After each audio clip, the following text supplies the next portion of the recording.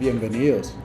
Muy buenas noches para todos, bienvenidos a este nuevo programa de Experiencia Girardota y tengo unos invitados muy especiales. Tenemos el honor de estar aquí desde Solana, en el parque principal de Girardota, y les voy a presentar a Monseñor Juan Manuel Toro Vallejo y al Padre Jorge Luis Castro. Buenas noches, bienvenidos, ¿cómo están? No, pues muy contentos de poder participar en este espacio que me parece muy interesante poder compartir un poco de mi vida privada, de mis sentimientos, de lo que significa el ser obispo aquí en esta hermosa diócesis y estar en contacto con la gente de Girardota. Muchas gracias Roger y Ricardo por esta invitación en esta noche. Sabemos que es un ratico especial para también bajar un poquito la marea en cuanto al ritmo de trabajo y compartir. Yo sé que este es un momento muy agradable, más para aquellos que están allí viendo este momento, este en vivo. Sabemos que es conocer a Monseñor, hoy como el invitado más especial. Yo también quiero aprovechar para saludar a toda la gente que se conecta a nuestras redes sociales, nuestra gente del municipio de Girardota, a las personas que siguen a nuestro municipio a través de las redes, pero que están en otros países. Ustedes sabían eso, hay mucha gente que añora estar aquí en esta tierra y gracias a las redes sociales y a los programas que estamos haciendo pueden ver un poquito de nuestra tierra. Y Girardota es un municipio muy católico, muy devoto al Señor Caído, pero por supuesto, obviamente nuestra religión, que es pues la fe católica. Estamos muy orgullosos de tenerlos ustedes acá, poder compartir un poquito de experiencias de vida, y también quiero aprovechar para saludar a nuestro director, a Ricardo Cano, que como siempre está ahí. Richie, buenas noches. Buenas noches para todos los que nos miran desde sus casas. Este es un gran honor con esta gran compañía y yo creo que hoy la compañía es la que nos hace los honores, entonces que hablen ellos. Bueno, antes que nada quisiéramos preguntarles acerca de ustedes. ¿Cómo empezaron en la vocación que hoy tienen? Usted, Monseñor Serpes, hoy obispo de Girardota, una gran diócesis, y también el Padre Jorge. ¿Cómo empezaron ustedes? ¿Cómo empezó esta vocación? Bueno, Bien pueda, Monseñor. pero si me extiendo, vamos a ver si le dejo el espacio más al padre. El espacio es libre, es una hora. Bueno. Todo lo que quieran hablar. En primer lugar, quiero decirles que esta entrevista, hagan de cuenta que es una Eucaristía. ¿Por qué? Porque a veces nos olvidamos que cuando vamos a misa es para compartir una experiencia viva, una experiencia de amigos, el Señor que es amigo, que nos habla, que vive un encuentro con nosotros y Él sale al encuentro de la comunidad. Pues lo mismo, yo quiero salir al encuentro de la comunidad, es una experiencia viva porque es para hablar de lo que yo he vivido y tengo que empezarles a decir que toda la vida es una experiencia maravillosa para cualquier ser humano. A veces piensan que porque es el obispo es una experiencia más linda, más bella que la de cualquier persona. No. Todo ser humano, desde que pueda introducir la fe en su vida, puede descubrir cosas maravillosas, puede descubrir una grandeza que cada persona es por ser hija de Dios. Claro que es un trabajo descubrirlo. Quiero empezar diciéndoles que yo fui un joven común y corriente, nacido en un hogar muy bello. Mi papá se casó, tuvo 5 hijos en primer lugar. En el último parto murió su esposa y estuvo viudo 9 años hasta que conoció a mi mamá. Se casó con mi mamá y con mi mamá tuvo 6 hijos. En total llegamos a ser 11 hermanos. Y fue una familia que fue creciendo. Ya en este momento, de los 5 primeros hermanos han muerto 2. En total quedamos 9. Ya papá y mamá murieron. Mi papá hace 25 años, mi mamá hace 8 años. Es una familia muy buena, muy unida. Y cuando desde niño yo empecé a mostrarme como una persona muy loca. ¿En serio? Loquísima. Yo era de los niños que pegaba chicles en los timbres de las casas. En serio, yo no puedo creer esto. Y no les cuento otras travesuras porque me da pena todas esas travesuras. Monseñor, por favor, estamos aquí. Tanto que le decían a mi mamá, su hijo en qué paró. En serio. Bueno, estudié en la universidad, en ESUMER, en Medellín. Terminé comercio internacional. Fui de discotecas, de parrandear, de locuras, de fincas. Y mi vida era pues como una locura. Hasta que llegué a escalar, gracias a esa carrera también llegué a ser gerente de una agencia de aduanas en Cartagena. Ganaba mucho dinero, muchísimo dinero. Para no entrar en detalles lo dejo hasta allí.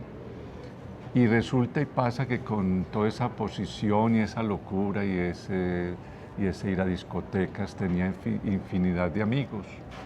Hasta que un día en la playa, todos los amigos míos ahí tomando trago de cuenta mía, yo me paré y me pregunté, ¿esto es la felicidad? Y hubo un gran vacío que me llevó a buscar realmente qué es la felicidad. Y ir descubriendo que muchas veces en el mundo se va como instalando en la mente de tanta gente una idea falsa de felicidad, o en la rumba, o en el licor, o en la droga, o en tantas cosas. Y aparentemente yo lo tenía todo, pero sentía vacíos. Hasta que fueron pasando las cosas y, para no entrar en muchísimos detalles, hubo un día en la Eucaristía, en una Eucaristía que fui, que a mí me impactó mucho un evangelio ese día, y cuando el sacerdote empezó la homilía, estuvo haciendo unos regaños. Y por dentro a mí me dio un desasosiego, como decir, ¿y por qué no habla de esto y esto de este evangelio? Y me daba a mí como ese desazón. Y volvió a acontecer el otro domingo y el otro, hasta que un momento dado que yo dije, pero ¿por qué no habla de una manera distinta del evangelio? Y por dentro experimenté como una voz que me decía, ¿y usted por qué no lo hace? ¿Usted por qué no lo hace? Eso a mí me impactó y fue una idea que cogió fuerza, y yo entendí que yo no podía seguir viviendo tranquilo si no le daba respuesta a esa pregunta. Discúlpeme, sí. Lo interrumpo. ¿Qué edad tenía en ese momento? En ese momento tenía unos 27 años. Ah, 27 años. Porque uno diría que la vocación empieza desde muy chicos, o sea, desde prácticamente saliendo del colegio y empatando con... No, la vocación en toda persona es distinta. Hay gente que sí desde pequeño es en esa línea. La mía fue una vocación muy rara porque yo no fui ni de grupos juveniles, ni estuve de sacristán en la parroquia, no me hicieron una pastoral vocacional como normalmente se hace. Yo fui como sacado así Padre, del pelo. Monseñor, eso me gusta, porque ¿sabe qué significa esto? Que todavía estamos a tiempo de rescatar muchas vidas, muchas personas, que en estos momentos, créame que hay mucha gente, y más con esto de las redes sociales, que están tratando de transmitir una vida que realmente no tienen, una felicidad falsa, están dando una máscara, y hay mucha gente que está destruida por dentro. Y créame que eso que usted está contando le sirve a una persona que en este momento no sabe qué hacer con la vida. ¿Por qué le pregunté lo de la edad? Porque hay mucha gente que en este momento dice, no, ya tengo 30 años, ya mi vida, ya no tengo nada que aspirar en la vida, ya perdí el rumbo, ya nada tiene sentido, y se entregan a cosas como el licor o pues otras cosas peores. Pero sin embargo, Me gusta mucho eso que usted nos está contando. De verdad que le agradezco que nos esté abriendo aquí su vida, porque uno se imaginaría la tradición y más que antes, discúlpenme si estoy equivocado, pero la iglesia era como más, o sea, todo era como más estricto antes. Es más, los papás de uno prácticamente casi que lo obligaban a uno a ir a misa. Perdón, pues a cumplir la Eucaristía, cumplir todo, pero era casi que obligatorio, era sagrado también. O sea, aparte de ser obligatorio, era sagrado. Y no es que esté diciendo que ya se haya perdido el respeto, sino que como que han dado más libertad. Hoy en día se están abriendo como más a que ya la persona escoja qué rumbo quiere coger o qué religión quiere. Y yo pienso que eso tiene pues como una connotación buena y mala. Porque en parte, ya cuando uno es consciente, uno agradece a los papás que lo orientaron bien en la vida y uno no se pierde en los vicios, no se pierde en los malos hábitos y tiene como un centro de que tengo que estudiar, tengo que ser alguien en la vida. Pero si uno nadie lo impulsa, por ejemplo, venga, es que vamos a misa, hasta que en algún momento lo toca a uno el Espíritu Santo, lo toca a uno la Virgen María o Jesucristo y ya uno como que se encamina. Entonces, lo dejo continuar, pero me alegra mucho todo lo que está diciendo. Bueno, no pensemos, a ver, hay una cosa que es bueno decirlo. La manera como nos evangelizaron nuestros padres, lógicamente es diferente ahora, pero eso fue algo que funcionó en ese momento. Ahora, no es que se hayan relajado los padres, no, sino que la cultura, que también es la que va haciendo al hombre, ha tomado unos matices de ir sembrando una libertad a veces mal entendida, y entonces la manera de evangelizar ahora debe de ser diferente, y en eso la iglesia se ha ido adaptando. Pero esto de la vocación, eso puede surgir desde los 4 o 5 años o los 17, en el caso mío fuera los 27.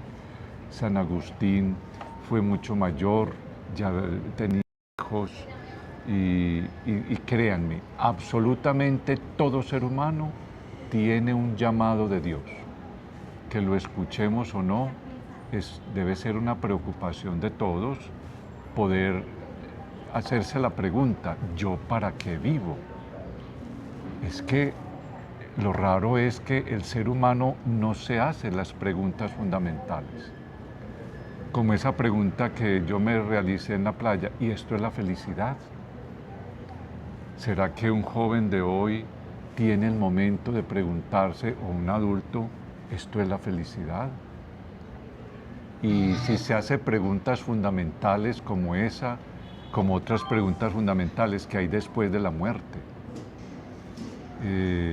¿O por qué nací yo en esta época y no en otra? Tantas cosas que uno debe de preguntarse para poder salir hasta descubrir cómo el Señor a uno le va mostrando cosas maravillosas. Bueno, en todo caso, decidí entrar al seminario y no fue fácil, porque dejar todo eso fue muy complicado, muy complicado. Yo recuerdo, solamente voy a decir esto que me encanta contarlo, fue que el día que salía para el seminario entraron dos parientes a llorar y decirme, Juan Manuel, ¿cómo se te ocurre? ¿No ves que es una locura tuya tirar por la borda todo esto? Y salieron llorando y yo me quedé en la habitación y yo, Dios mío, sí, esto es una locura, pero ¿yo qué voy a hacer ahora? Y yo me acuerdo que me senté en la cama y yo dije, Dios mío, tú me metiste en esto, decime alguna cosa. Y yo vi una Biblia en el nochero y la abrí donde cayera, y cayó en el Eclesiástico capítulo 2, que dice muy bello, hijo mío, si te animas a servir al Señor, prepárate para la prueba. Mantente firme, confía en Él y Él te acompañará. Unas palabras que desde entonces yo empecé a entender que la palabra de Dios tiene una fuerza poderosa para darle la luz a cada uno en el momento en que uno más lo necesita. Y entré al seminario feliz. Me ordené sacerdote en 1995. Eso quiere decir ya hace 30 años. Y la locura mía desde que entré al seminario fue ser formador de seminarios. Yo disfrutaba tanto el seminario y desde siempre yo experimenté el deseo de ser profesor, de ser formador, y el Señor me fue como enrutando en esa línea, y toda la vida yo fui formador de seminarios. Voy a decir aquí un secreto muy, muy fuerte: yo nunca fui ni párroco ni vicario en ninguna parroquia. Los 29 años de mi ministerio sacerdotal, todos fueron en seminarios.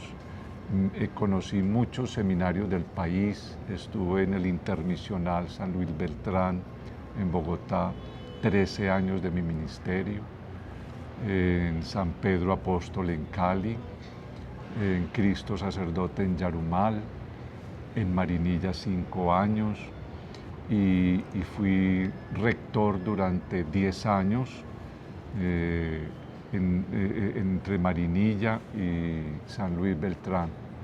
Llegué a ser el presidente de OSCOL, que es la asociación que agrupa todos los seminarios de Colombia. Y la tarea mía fue en la formación, y aunque yo en 2 momentos le dije a los obispos, yo quiero ir a parroquia, pues ellos, mirando el desempeño que yo tenía en los seminarios, no me soltaron. Y por más que yo insistí, no me soltaron. El último puesto que me dieron fue como director general de la Asociación Siervos del Espíritu Santo, y estando ya allí, algún día sonó el teléfono, y cuando resulta que era el nuncio apostólico. Yo ya había cumplido mis 65 años, ya había empezado a recibir la pensión, y yo soñaba era con retirarme a una casita que por herencia después de la muerte de mi mamá yo recibí, que está en San Vicente, en una vereda de San Vicente. Y entonces cuando me llaman de la nunciatura, fui donde el nuncio y me dice, el Papa Francisco te pide que prestes un servicio como obispo en la diócesis de Girardota. Eso fue hace poquito. Eso hace 1 año y medio más o menos. O sea que estamos estrenando obispo, está nuevecito. Y, o sea que usted ¿Cómo así nunca... que usted no sabía, pues? No, yo no sabía. Porque uno se hace la idea de que uno se hace la idea de que llevan ya un recorrido, una trayectoria. O sea que usted nunca le tocó, pues, como quien dice, ir a misionar así a los pueblos, a las iglesias, pues, por ejemplo, pues sí, el tener una iglesia, pues dirigir una iglesia, que las veredas, que... Ni párroco, ni vicario. Sí, pero nos estamos poniendo en contexto, pues, porque mucha gente no entiende el concepto. Uno sí entiende, porque yo fui acólito. Yo fui acólito, Ricardo. No, yo sí estuve una vez en una vereda. Cuando yo estuve trabajando en La Ceja, le dije al obispo que al menos me diera una experiencia donde yo pudiera estar cerca de una comunidad, y estuve con una vereda 2 años y medio, que yo la atendía una vez a la semana, 2 veces iba en la semana, pero fundamentalmente los domingos. Feliz, pero no, era como algo como para poder yo sentir esa experiencia de la comunidad, pero ser párroco o vicario no. ¿Nos recuerda, por favor, usted qué municipio es? Yo nací en Medellín. Ah, usted nació en Medellín. Yo nací en Medellín, y allí siempre me levanté y estudié. ¿En qué barrio, si se puede saber? Viví primero en el barrio Santa Mónica, después nací en el barrio La América, luego en Santa Mónica, y por último fue en San Joaquín, por los lados del estadio, por la 70. Y esa fue mi trayectoria en Medellín. Ah, o sea que a usted le gusta un poquito el fútbol. Estuvo en el contexto del estadio. Sí, es un obispo futbolero.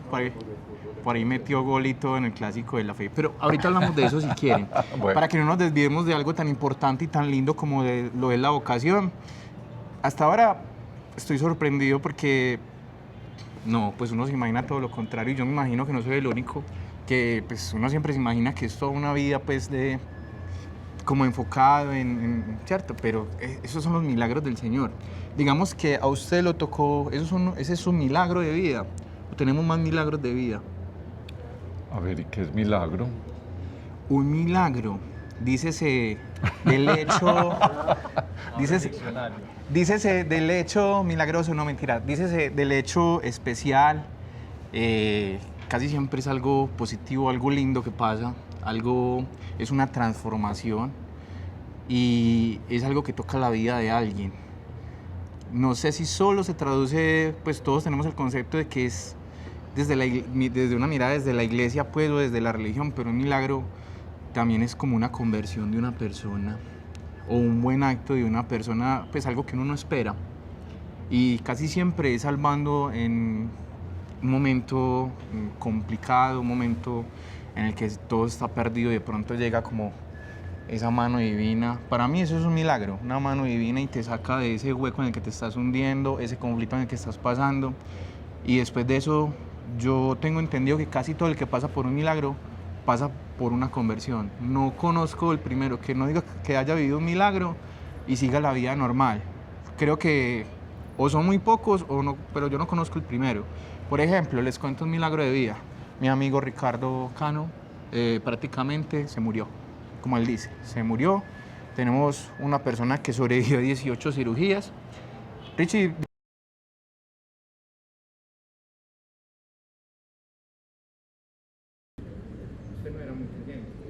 Va, la historia mía, yo siempre la cuento y digo, el milagro no es que yo ya me haya enfermado y haya sobrevivido, ¿cierto? El milagro que yo le digo a todo el mundo es que en el momento que yo me enfermo, era el momento que yo, laboralmente, económicamente, en todo el momento, estaba en el mejor momento de mi vida, yo le digo a todo el mundo. Pero la arrogancia que uno tenía en ese momento, la juventud, y eso, uno decía, no, yo todo lo he logrado solo, uno no necesitaba a nadie. Uno siempre fue muy de la ciencia, muy de los números, aunque yo fui criado católicamente en una familia católica, era más bien ateíto, uno va dejando a Dios de lado. Resulta que cuando yo me enfermo, yo paso 3 meses en coma, me pasa de todo, me doy cuenta cuando uno se levanta en una UCI, que no tiene nada, estás echado en una UCI ahí, lleno de cirugías, abierto a la mitad y todas las cosas, le decía mucho a las personas, va, en ese momento ni la juventud, ni el orgullo, ni el dinero, ni los contactos están ahí. Usted Dios lo tiene vivo de milagro. ¿Y sabe cuál fue el milagro que me tuvo vivo a mí? Las personas que en ese momento me ayudaron. Porque cuando yo me enfermo, esta mujer que está acá, busca un amigo en pleno paro nacional, cuando fue la pandemia que todas las vías estaban cerradas, se consigue en una ambulancia. De milagro de la vida, Medellín estaba colapsado y termina en Río Negro. De milagro de la vida, había solamente una camilla. De milagro de la vida, había una máquina que llamaba la máquina ECMO. En ese momento experimentaban con ellos. Nos dicen, vea, se acaba de morir un muchacho y ese es el único cupo que hay. Lo quieren tomar.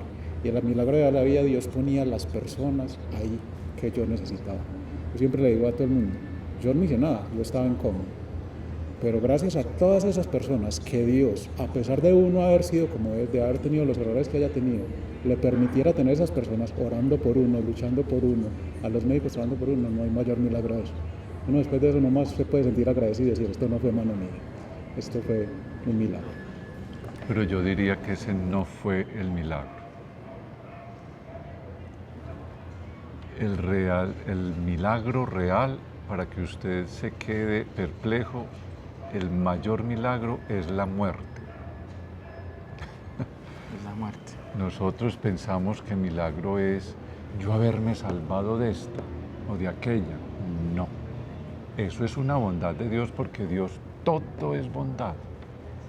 Pero mire, el mayor milagro, lo que tú dijiste ahorita, eras una persona arrogante, egocéntrica. Y esa experiencia Dios te la dio para que supieras que tenías que morir a un egocentrismo. Un egocentrismo. Hoy me impactó, por ejemplo, hoy celebramos a Maximiliano María Kolbe, un hombre que en la cárcel habían condenado a morir a un hombre que era padre de familia, y él dijo, yo quiero morir en lugar de él. Y efectivamente le cogieron la palabra y él fue el que murió. Es un milagro la muerte de Maximiliano. ¿Por qué? Porque la muerte siempre se convierte en vida. Usted se siente vivo no tanto porque se salvó de haber estado en un ataúd, pero yo le apuesto a que usted se siente más vivo es porque usted tiene la capacidad de mirar la vida de una manera distinta, con gratitud, con alegría. Y lo más difícil de que haya muerte en un ser humano es el orgullo, el egocentrismo. Es la lucha la problemática que tiene el hombre desde la creación. Cojan de este árbol y seréis como dioses. Y entonces el ser humano siempre le encanta ser Dios y por eso decide lo que es lo bueno y qué es lo malo. Y en la creación había otro árbol de la vida, no solamente el árbol del pecado, pero la gente no se da cuenta que el árbol de la vida y el árbol de la vida es la cruz. Porque Cristo muere, ese es el milagro, la muerte, y con esa muerte dio vida. Es la vida que tenemos nosotros si, renunciando y muriendo al ego, podemos vivir la vida de Dios. Ese es el milagro que te digo para que lo descubras, el gran milagro que el Señor hizo en tu vida. Muchas gracias, Monseñor, muchas gracias. Entonces, ¿en qué seguimos? No, yo creo que el padre Jorge que se habla, no, es que se nos está haciendo ahí el loquito para no hablar. Padre, con usted también queremos saber también de sus milagros, en qué momento a usted lo tocó el Espíritu Santo, en qué momento, como ya lo dijo Monseñor, en qué momento de la vida tuvo usted como ese giro. Ahorita lo decía Monseñor, los caminos de la vocación son indescriptibles, uno no tiene pues como, por decirlo, como un programa establecido, simplemente van surgiendo las cosas por bondad de Dios, como decía nuestro obispo, y es la oportunidad para refrescar un poquito la memoria. Ahorita cuando el obispo narraba como todo ese proceso, como el paso a paso, yo decía, bendito sea Dios.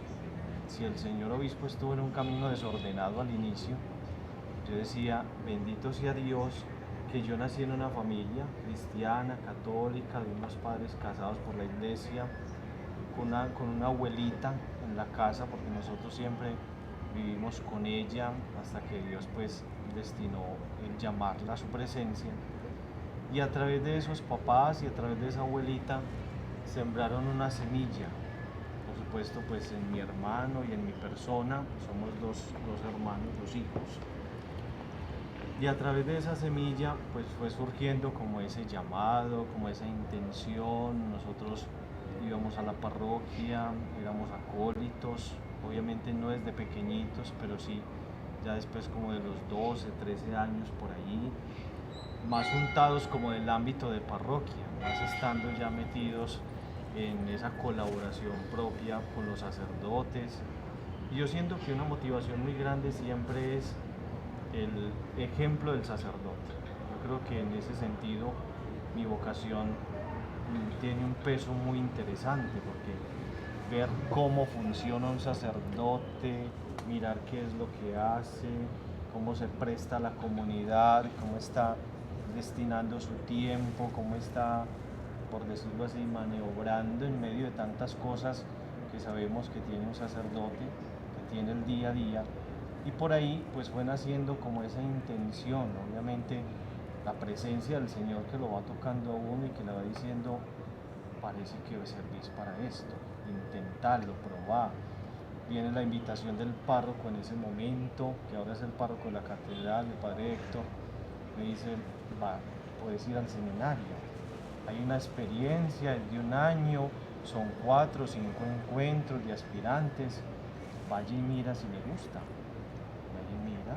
En ese momento pues uno siempre como con la sorpresa, porque mi intención siempre estaba estudiar artes plásticas. Yo decía que bueno estar en la Universidad de Antioquia estudiando artes plásticas. Ese era el sueño mío. ¿Y era bueno en eso, en ese momento? Y sí, demasiado bueno, porque me ha gustado mucho el dibujo, la pintura, hacer maquetas. De hecho, pues en mi casa tengo varias en cartón paja, pero muy bien hechas. Entonces me ha gustado pues como ese tema artístico. Yo decía que bueno estar en la universidad, pero ya como el consejo del padre dice, vaya pruebe, mire a ver si eso le gusta, y no sabe. Y por ese no sabe, pues nos quedamos. Empezamos como en ese ritmo. Ya en el año 2006 empecé a llegar al seminario, a nuestro seminario mayor, acá en Girardota. En ese tiempo estaba el padre Wilson Suárez de rector. Y empezamos como con esa motivación tan grande, llegar al seminario, ver también el ejemplo del padre Wilson. Es un padre tan cercano, tan fraterno. Uno dice, bueno, esto como que pinta muy interesante, porque el Señor como que va poniendo los medios, va poniendo las personas apropiadas. Empezamos 27 muchachos en ese tiempo. Los caminos de Dios, solamente ordenado yo, de 27. En el transcurso del tiempo todo el mundo pues va desertando, empiezan a tener otras inclinaciones, van saliendo del seminario, solo yo. En el año 2014 el Señor me llama a ser ordenado sacerdote, a esta linda misión que el Señor me encomienda. Ya este año, si Dios quiere, en noviembre serán 11 años de ministerio. Demasiado contento, muy feliz. Yo siento que cada día es una oportunidad que el Señor le brinda a uno para hacer las cosas muy bien, pero también para buscar la santidad. No se me olvida que el anterior obispo, Monseñor Guillermo, nos decía, pilas, que la ordenación no es la meta, es el inicio de un camino para que busquen la santidad, para que a través de ese ministerio ustedes empiecen a trabajar por su salvación. Más que desgastarse en una parroquia, sepan que ustedes se tienen que salvar. Entonces también calan mucho esas palabras allí. Yo siento que los caminos de Dios son indescriptibles, siempre hay muchísimas maneras en las que Dios puede tocar a una persona, pero fue de esa manera.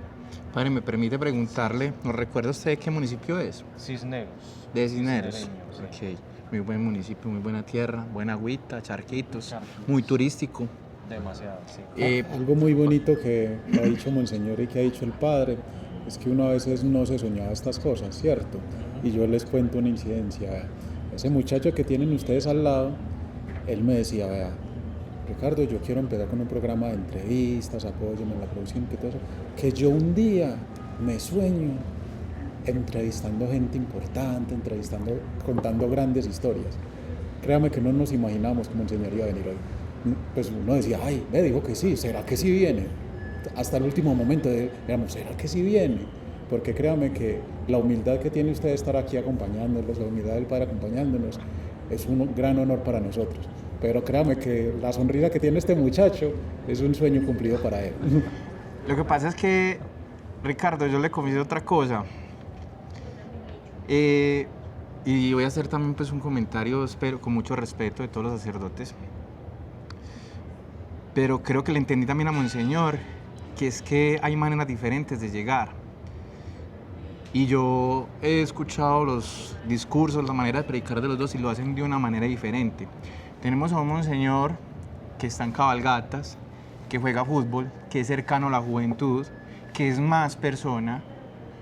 No significa que los otros no lo sean, sino que es que digo que manejan como un protocolo, ¿cierto? Como que estas cosas no, y pienso que ustedes antes de estar en la espiritualidad y ser estos grandes líderes que hoy son personas. Ustedes son personas, tienen gustos, cosas que hacer en sus ratos libres. Y algo muy bonito que tengo para aportar también del Padre Jorge es que me gustan mucho las homilías, las predicaciones Les confieso, todos tenemos momentos malos y especialmente yo he tenido momentos malos, uno también se deprime y uno llegar a la iglesia y salir recargado porque un evangelio te tocó, porque no llegaste pues y te arrullaste con el evangelio como muchas veces pasa, sino que saliste tocado, saliste fortalecido, saliste con ganas de vencer esa adversidad, ese momento duro que estás pasando. Ese es el momento fundamental que cumple un líder como lo son ustedes y, por ejemplo, pues un ministro de la iglesia. Yo por eso les quiero como apreciar eso. No sé, yo creo que esto es único, yo no sé si vuelva a tener la oportunidad, pero siempre se los he dicho, la manera de llegar a la gente de ustedes es diferente. Por eso es muy especial, como dice Ricardo, para mí es muy especial tenerlos acá, porque soy católico, tengo mucho respeto por la religión, tengo mi buena protección y pienso que si uno no se aferra a Jesucristo, no se aferra a, independientemente de la fe que cada uno tenga, todos necesitamos tener un bastón. Ustedes son el bastón de una comunidad. El municipio de Girardota es muy creyente. El municipio de Girardota los quiere, los respeta. Les cuento, están muy contentos con sus predicaciones, no solamente yo. Salen, la gente los toca, la gente quiere que me disculpan, que diga esto, pero quiere que les toque cierto sacerdote porque siente que salen iluminados de esa Eucaristía. No estoy diciendo que los otros no, sino que son maneras diferentes de llegar.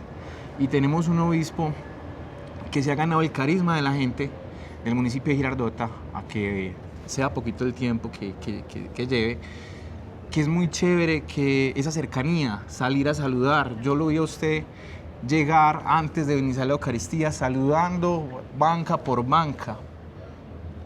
Y eso genera cercanía, genera que Dios está con nosotros. Esa es mi manera de pensar. Creo que mucha gente quizás la comparta.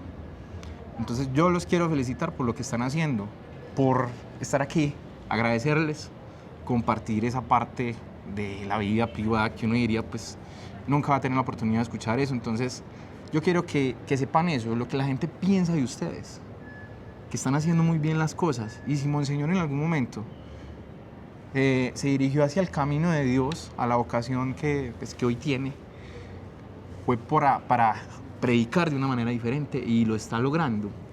El padre también, el padre Jorge, lo están haciendo muy bien y pienso que es muy bueno tener ese cariño de la gente del municipio de Girardota. No sé ustedes qué quieran decirle a la gente de nuestro municipio, Monseñor, que pues lleva pues un año acá, que cómo le ha parecido nuestro municipio, qué le ha gustado. Hable tranquilamente pues de lo poquito que conozca. Tranquilo, padre, Monseñor. Padre, usted también ahorita nos da su opinión. Cisneros está muy cerquita, pero sin embargo creo que Cisneros tiene lo suyo y Girardota también. Entonces, nada, el espacio es de ustedes. Por favor, cuenten cómo se sienten acá. Bueno, a ver, en primer lugar, sepan que ser obispo no es algo a lo que se llega por mérito. Yo quisiera decirles que las cosas más duras que me dijeron cuando a mí me dijeron que, pues cuando se dieron cuenta que me habían nombrado obispo, era que me dijeran, usted se lo merece. Eso a mí me daba como rabia. ¿En serio?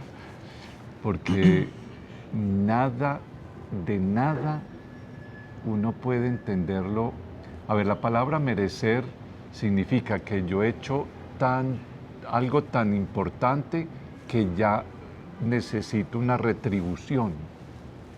Como cuando yo estoy en una universidad, si yo ya terminé los 10 semestres, merezco que me den el título. Y si no me dan el título, yo puedo demandar. ¿Por qué? Porque si yo ya di lo que tenía que dar, yo merezco que me den el título. En la vida de Dios no es así. Porque hay una palabra muy hermosa que no conocemos a profundidad y es la gracia. Dios es gracia. Todo es gratuito de Dios para el hombre. Y si todo es gratuito, es porque yo, no es que lo merezca, es porque Él me ama y me da. Porque si yo dijera que yo mereciera ser obispo, entonces no fuera un don de Dios, el haber recibido un episcopado. Esto no es una universidad. En ningún seminario preparan a ningún sacerdote para ser obispo. Es el único grado donde se llega, donde uno no ha pasado por ninguna escuela, ningún entrenamiento, nada. Es algo que le llega por sorpresa. Es más, es algo que no lo quiere uno. Es algo que les digo, si un sacerdote quiere ser obispo, ese es el que menos sirve para ser obispo. Porque entonces pensaría que llega al episcopado porque se lo merece. Es tanto que para mí fue terrible la noticia. Imagínese uno ya a los 65 años esperando el retiro, pensándose uno en una vida muy tranquila y que le digan usted va a estar al frente de una diócesis con el problema de manejar tantos curas, el problema de la persecución que hay hoy en día contra la iglesia, que mire la situación caótica que hay a nivel de la política, por ejemplo, que estamos viviendo en el mundo, tantos problemas, ¿quién va a querer asumir esos problemas? Y yo realmente nunca, para mí fue dolorosísimo y muy difícil decirle sí al nuncio apostólico. Eso fue un morir, ahorita yo lo decía. La gracia más grande es aprender a morir. Yo morí a todo el proyecto que yo tenía ya como retirado para recibir una carga que cualquiera puede decir yo no quiero. Y esa es la gracia cuando llega la ordenación episcopal. Porque a uno le dicen, ¿usted está contento con ser obispo? Y yo digo, no, yo no estoy contento. ¿Cómo así? Digo, no, yo estoy feliz. Y es una felicidad que es porque viene de Dios, no por ser obispo. La felicidad es de saber que uno es capaz de hacer lo que Dios quiere, aunque yo no quiera. Aprender que la felicidad es distinto a como la piensa el mundo. La felicidad no está en mí. La felicidad en realidad está en que yo pueda hacer feliz a otro. Y si yo puedo hacer feliz a Dios por mi obediencia, eso es lo que a mí me hace feliz. Bueno, cuando me dicen que es para Girardota, yo sí puedo decir que me tocó la novia más linda que le podían dar a un obispo. ¿Por qué? Porque realmente este territorio de la diócesis de Girardota, que son 10 municipios, es la gente más hermosa que Dios me podía haber dado a mí. En esta diócesis no se respiran, hay problemas, claro que sí, como en toda parte, pero no hay el tipo de problemática que les toca vivir a otras regiones. Otras diócesis, no quiero decir nombres, pero donde hay problemas muy complicados, muy complicados. Aquí hay problemáticas, sí, pero es gente muy buena. Es todavía una diócesis muy rural y olvídese que la gente del campo es todavía gente muy buena. Es gente que no ha sido infectada por tanta mundanidad como se pueden vivir en las grandes ciudades. Es gente sencilla, es gente querida, es gente abierta, es gente que ha recibido un legado de fe. En fin, por eso yo realmente estoy feliz con esta diócesis, conociéndolos de verdad. Me encanta. Lo que tú hablabas de la cercanía, eso no es que yo tenga algo especial con respecto a los otros obispos, otros sacerdotes, no. Lo que pasa es que cada persona tiene sus carismas. Hay obispos que pueden ser más serios o más serios, pero que tienen otros carismas poderosísimos. yo gozo mucho porque en el episcopado, en los encuentros, uno se encuentra con los hermanos y son gente maravillosa, todos los obispos, y cada uno con sus diferencias y sus maneras de ser distintas, pero es que Dios necesita gente distinta, con maneras de ser distinta, para otras situaciones muy complejas. Por ejemplo, hay unas diócesis, no voy a decir más bien nombres, donde yo digo, por Dios, donde a mí me hubieran mandado para allí, yo no sé yo qué hubiera hecho. ¿Cierto? Y entonces Dios sabe quién para qué parte. Y uno tiene que dejarse llevar por el Señor, dejarse llevar. Yo no quería estar aquí hoy, pero vea, estoy aquí. Yo me dejé llevar y simplemente por el solo hecho de saber que era para un programa para gente de Girardota y que ojalá sea solamente para nosotros aquí en esta comunidad tan querida.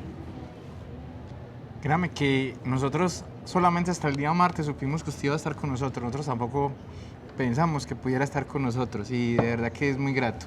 Monseñor, y aquí que usted menciona que es para la gente de Girardota, déjeme decirle que le tienen muchos mensajes y muchos saludos. Por acá nos dice Marta Arango, está muy joven nuestro obispo, que Dios lo bendiga grandemente. María Tamayo, Marta Arango, Marta Cecilia Dígale Ramírez. a Marta Arango que deje de decir mentiritas, que este obispo ya no está tan jovencito. En este momento hay 48 personas viéndonos y todos le mandan muchas bendiciones, le piden muchas bendiciones y muy contentos de verlo y conocer esta parte suya. Muchísimas gracias nuevamente por aceptar la invitación. Hombre, qué bueno. Siquiera son poquitos.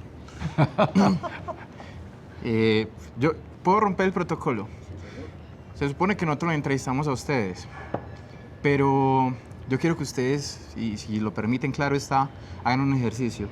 Usted hágale una pequeña entrevista, le hace una pregunta al padre Jorge y el padre Jorge le hace una pregunta al obispo, porque lo veo muy sorprendido con la historia de Monseñor. Como que usted no la sabía, ¿cierto que no? No, si no la ha contado, Sí. pues, pero tan detallado, no. Ah, Sí. Richie, qué privilegio. Claro. Bueno, ¿están de acuerdo con la dinámica? Sí. Una pregunta para el padre Jorge, pero a raíz de lo de la vocación y viceversa. Una pregunta que ustedes se quieren hacer, con la que se sientan cómodos, la que quieran. Puede empezar el que quiera. A ver, pues yo le hago una pregunta. ¿Qué quisieras cambiar en el obispo? Eso sí está muy duro, demasiado duro. Que hagan la misa de 8. Dios bendiga.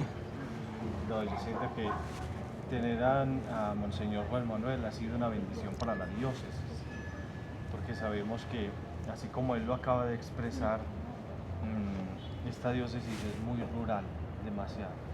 Y la gente del campo es muy querida. La gente del campo se desvive por los sacerdotes. Entonces, en ese sentido, yo siento que contamos con una bendición muy grande de tener un obispo tan cercano, tan amable, tan atento, tan fraterno, que uno sienta que no es simplemente el obispo lejano del altar, sino que se unta de la comunidad, que es capaz de atender, de escuchar. Yo siento que ha sido una de las situaciones más fuertes en nuestro obispo, aunque la pregunta no es esa, pero yo siento que ha sido demasiado grande. La escucha que tanto bien le hace a una persona que se sienta atendido. Yo siento que cambiar, pues, me quedo corto, de verdad me quedo corto porque pues apenas está iniciando nuestro obispo aquí en la diócesis, esperamos tenerlo muchísimos años con nosotros. En el camino seguiremos conociéndolo, obviamente su forma de ser, su forma de llegar, como tal, cambiar, no siento que todavía no hay una situación de por medio que uno diga es que el obispo tiene que cambiar, porque cada uno tiene su forma de ser, de trabajar, de rodearse, de tener su manera de programar, su visión de la diócesis. Entonces siempre es muy apresurado no decir que hay que cambiar. cada uno tiene su estilo y su manera de... Bueno, entonces ahorita es una preguntita de usted para mí. Y una pregunta mía para el obispo, Dios bendito. Tremendísimo. ¿Por qué ese amor por la vida del seminario?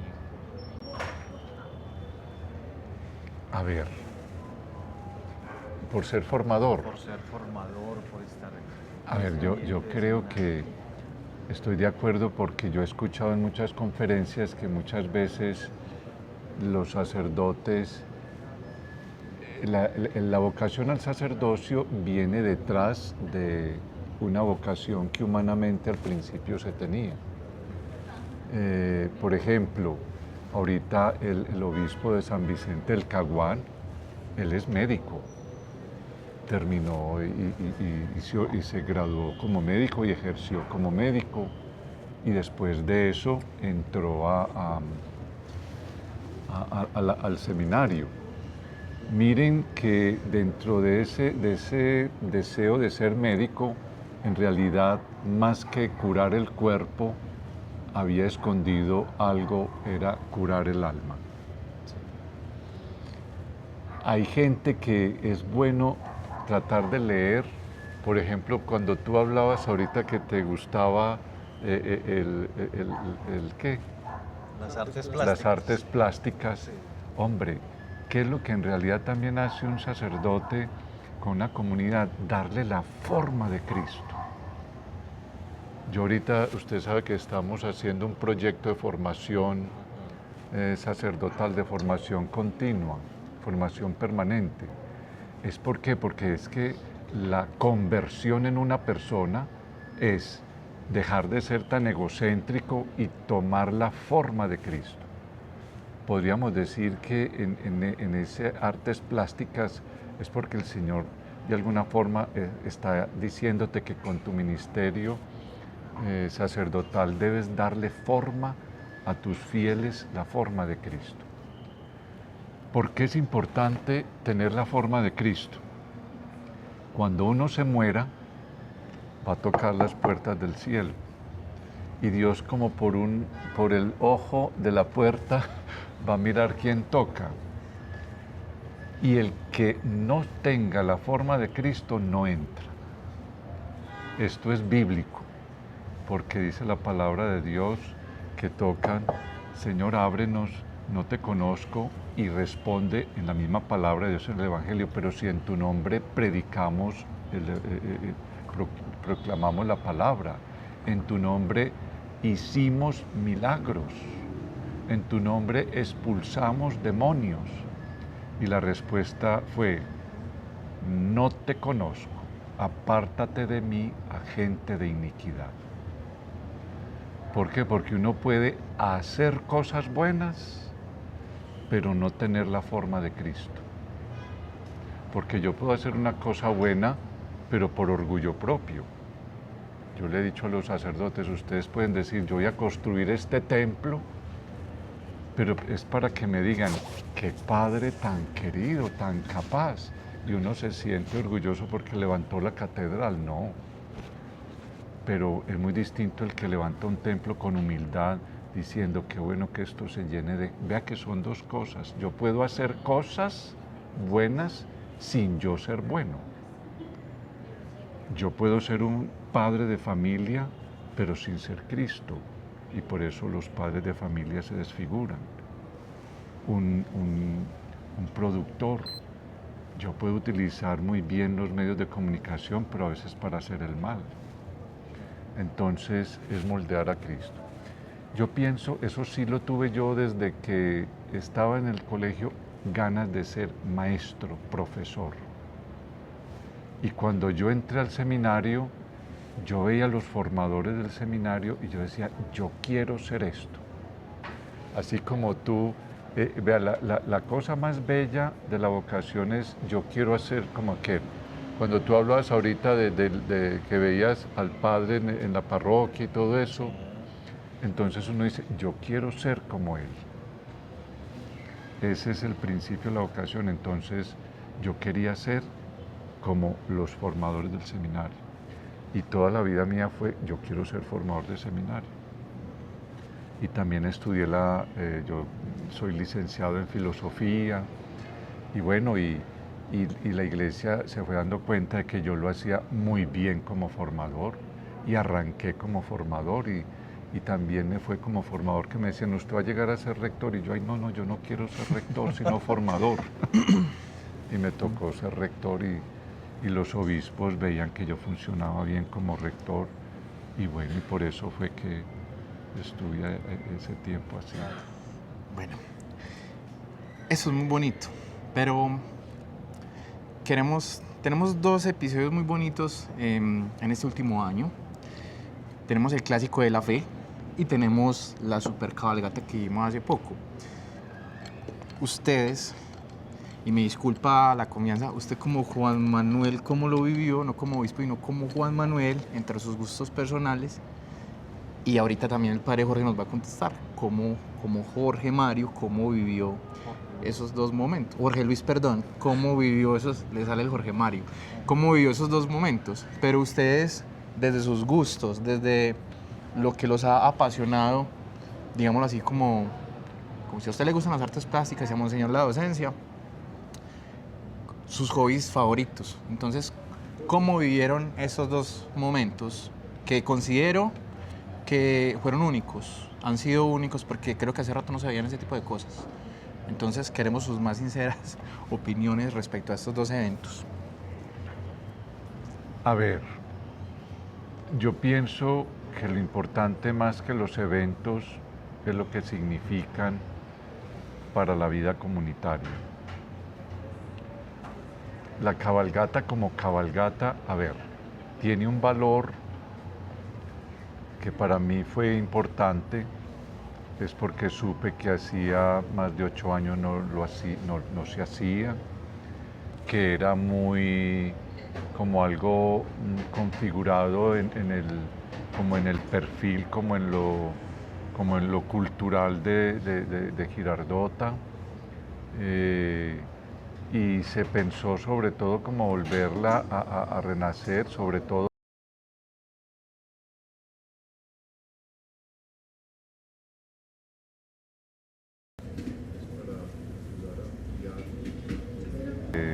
el hogar de los ancianos en el asilo que tenemos aquí en Girardota. En realidad lo que me movió a mí fue también buscar un recurso, porque yo tengo que mirar las necesidades que hay en la diócesis, y a veces las necesidades son de orden económico, pero fue conjugar eso también como con esa perspectiva que yo percibí también como muy bien aceptada por algunos caballistas, y también por el alcalde. El alcalde fue una persona muy valiosa en apoyar. Yo disfruté muchísimo, no es que sea un caballista pues a morir, pero sí me monté en una mula que me prestaron preciosa, las 2 horas y media, y yo disfruté mucho. Entonces, eso fue el objetivo. No porque sea una pasión, no. Como puede ser que ahorita lo del clásico de la fe es una iniciativa bellísima que tuvo el promotor vocacional, mirando la importancia de que haya un espacio donde estuvieran jóvenes en un partido de fútbol con sacerdotes. Y se nos sumó el obispo auxiliar, Monseñor Mauricio de Medellín, y vino también uno de los jugadores de Nacional, que ya pues que está en retiro. Entonces eso atrajo mucha gente, pero fue un espacio muy lindo para que se viera que la fe es capaz de mover una actividad normal para vivirla con una alegría y de una manera distinta. Porque a veces uno cuando va a los partidos a veces salen a trompearse, donde hay licor, donde terminan eso en disputas y muchas cosas. En cambio allí, por eso es un ambiente de fe, porque lo que se sintió fue alegría, saber que podemos entender el deporte también como un espacio para sentirnos hermanos y amigos. Le cuento una cosa. En el momento en el que usted metió el gol, eso lo gritaron como si hubiéramos estado en el estadio Atanasio Girardot. Lo celebraron, mejor dicho, como un gol de la selección Colombia. ¿Cómo se sintió en ese momento? Muy frustrado. ¿Por qué? Porque metí un gol y no lo valieron. ¿Y por qué no se lo valieron? Y no lo valieron que porque no había arquero. No, mentira, no fue. Yo en realidad estaba en una actividad que era importantísima en Barbosa. Yo llegué, ya había corrido parte del evento, llegué fue al final, no estuve todo el tiempo, pero me la gocé mucho y de verdad que fue una actividad muy bella. Así pueden haber otras actividades. Una actividad de la que no hiciste referencia, que también es la primera vez que se hizo, fue el Pentecostés diocesano. Que fue un evento bellísimo, un momento de una fe y de una efusión de Espíritu Santo importantísima para la diócesis, porque estamos dando inicio en la implementación en toda la diócesis de Girardota de un mandato de la Santa Sede de implementar lo que se llama el Sínodo de la Sinodalidad. Es una experiencia que la Iglesia ha vivido a lo largo de unos 3 años, mostrando que la Iglesia, ahorita como tú decías que antaño se hacía la manera de transmitir la fe, así usted va a misa, tal cosa, y que siempre como, no, ahorita la Iglesia tiene que reflexionar la manera como hoy en día hay que tratar de transmitir la fe. Y esa manera como la Iglesia ha reflexionado durante 3 años se llama la sinodalidad. Sinodalidad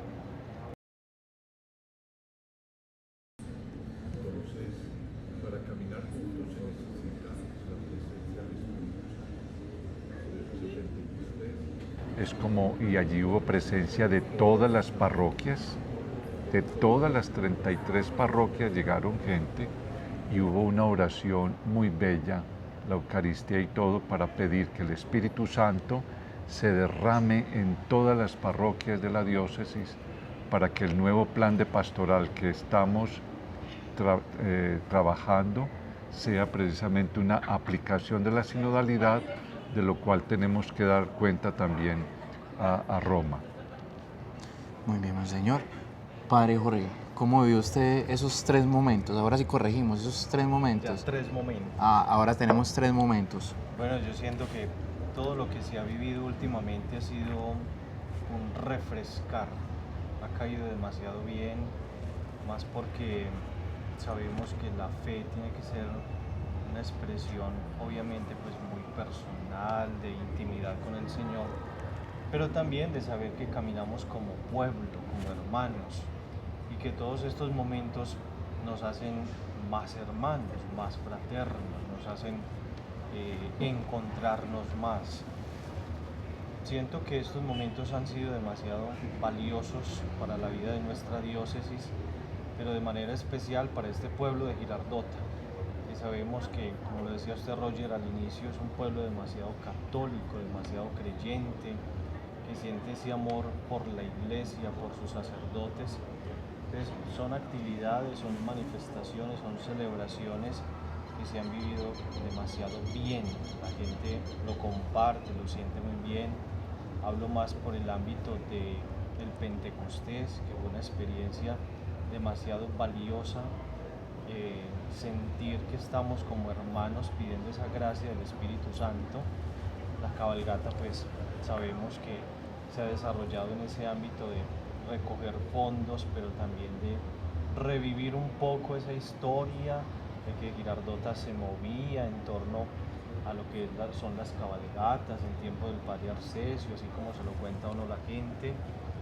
Y en el campo de este clásico de la fe, yo estuve en la tribuna.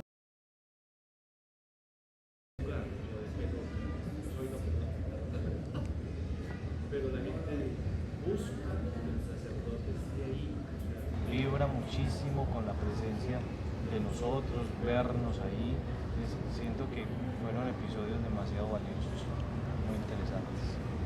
Bueno, yo ya tengo que decirles que nuestro programa ya se va a acabar, pero antes me gustaría preguntarles cómo se sintieron en un espacio pues como diferente, tener esta hermosa catedral atrás tan imponente, pero como vista desde otro ángulo, este espacio tan bonito que, me disculpan ahí la pautica, pero se llama Solana para los que no sabían, es un rostov, aquí pueden pues, cenar y todo eso, y unas refrescantes bebidas, pero muy agradecidos con ellos por este espacio. ¿Cómo se sintieron? No, yo le quiero hacer una propaganda a Solana. No, muy bien.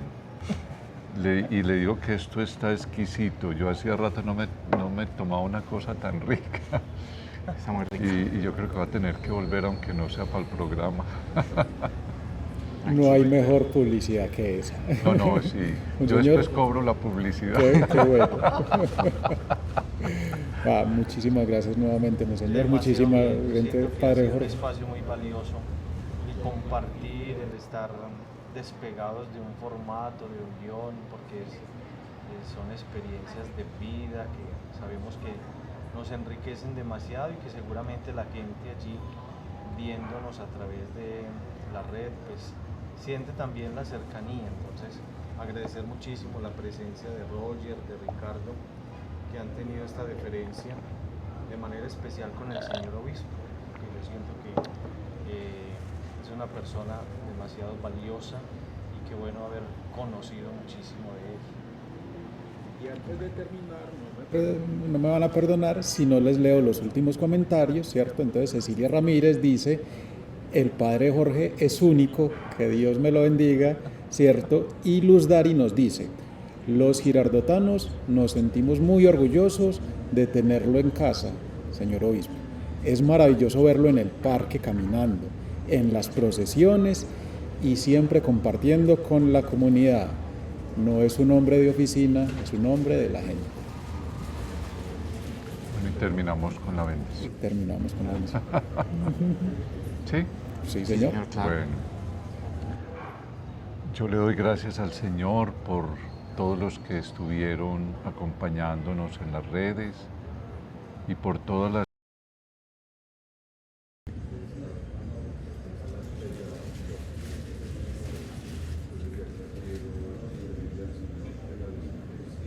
su gracia en nuestro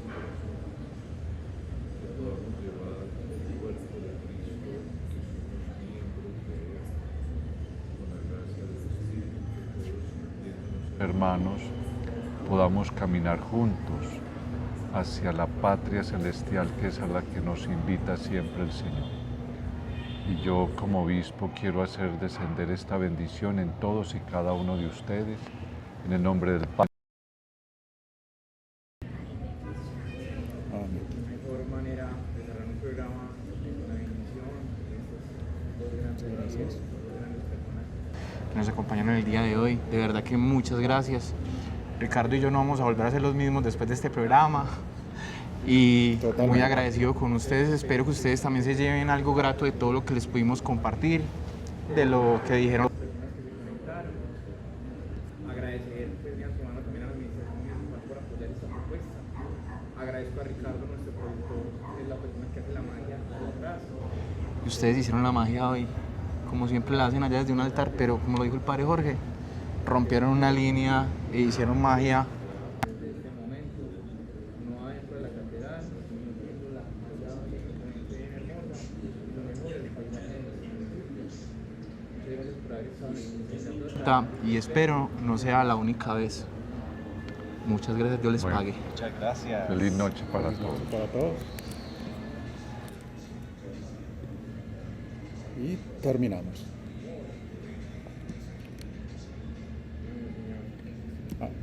Parejo del